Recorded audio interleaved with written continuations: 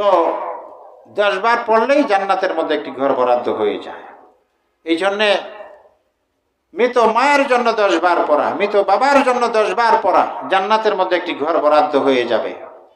মৃত দাদার জন্য 10 বার পড়া, মৃত দাদির জন্য 10 বার তিলাওয়াত করা, নিজের জন্য জান্নাতের মধ্যে ঘর বানানো।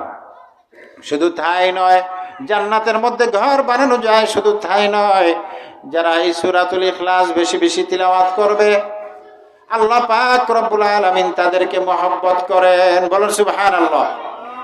শুধু তাই নয়, আল্লাহ রাসূল সাল্লাল্লাহু আলাইহি ওয়াসাল্লাম বলেন, যারা এই সূরাতুল ইখলাস বেশি বেশি তিলাওয়াত করবে, মহব্বত করবে সূরাতুল ইখলাসকে, এই মহব্বত আর ভালোবাসা তাকে জান্নাতের ভিতর ঢুকায়া দিবে। বলুন সুবহানাল্লাহ। শুধু তাই নয়, জান্নাত ওয়াজিব হয়ে যায়। যারা বেশি বেশি তিলাওয়াত করবে তাদের জান্নাতে যাওয়াটা ওয়াজিব হয়ে যায়। বলুন সুবহানাল্লাহ।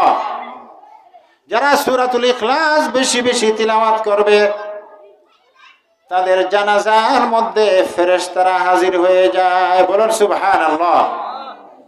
সূরাতুল ইখলাস যারা প্রত্যেক নামাজের পর 10 বার তিলাওয়াত করবে, আল্লাহর রাসূল সাল্লাল্লাহু আলাইহি ওয়াসাল্লাম বলেন,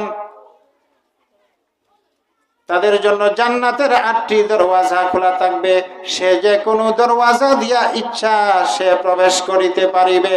বলুন সুবহানাল্লাহ। আরো আওয়াজ দিয়া বলুন সুবহানাল্লাহ। যারা মৃত্যুর শয্যায় সূরাতুল ইখলাস বেশি বেশি তিলাওয়াত করবে তারা কবরের আযাব থেকে মুক্তি পাবে। বলুন সুবহানাল্লাহ। কবরের চাপ থেকে মুক্তি পাবে এবং একজন রহমতের ফেরেশতা তাকে ডানার উপরে উঠাইয়া জান্নাতের ভিতরে প্রবেশ করাইয়া দিবে। বলুন সুবহানাল্লাহ। আল্লাহ পাক রব্বুল আলামিন আমাদের সকলকে সূরাতুল ইখলাসের উপর বেশি বেশি আমল করার তৌফিক দান করুন। সকলেই বলি আমিন।